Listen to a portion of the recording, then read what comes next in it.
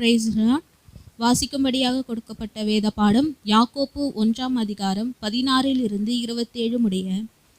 என் பிரியமான சகோதரரே, மோசம் போகாதிருங்கள். நன்மையான எந்த ஈவும் பூரணமான எந்த வரமும் பிரதிபலிக்க உண்டாக்கி ஜோதிகளின் பிதாவினிடத்தில் இருந்து இறங்கி வருகிறது.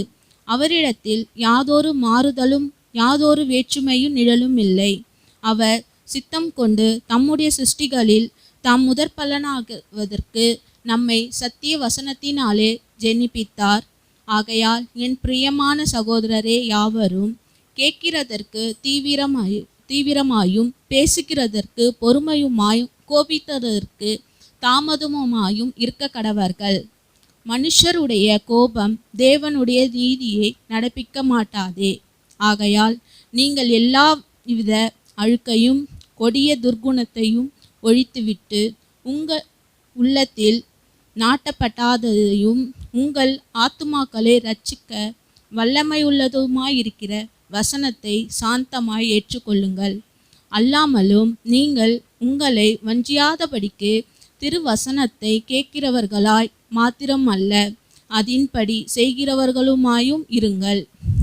என்னத்தினால் எனில், ஒருவன் திருவசனத்தை கேட்டும் அதின்படி செய்யாதவனானால் கண்ணாடியிலே தன் சுபாவ முகத்தை பார்க்கிற மனுஷருக்கு ஒப்பாயிருப்பான். அவன் தன்னை தானே பார்த்து அவ்விடம் விட்டு போனவுடனே தன் சாயல் இன்னதென்பதை மறந்து விடுவான். சுயதீன பிரமாணமாகிய பூரண பிரமாணத்தை உற்று பார்த்து அதிலே நிலைத்திருக்கிறவனே, கேட்கிறதை மறைக்கிறவனாயிராமல் அதற்கேற்ற கிரியையை செய்கிறவனாயிருந்து தன் செய்கையில் பாக்கியவனாயிருப்பான். உங்களில் ஒருவன் தன் நாவை அடக்காமல் தன் இருதயத்தை வஞ்சித்து தன்னை தேவ பக்தி உள்ளவன் என்று எண்ணினால் அவனுடைய தேவ பக்தி வீணாயிருக்கும்.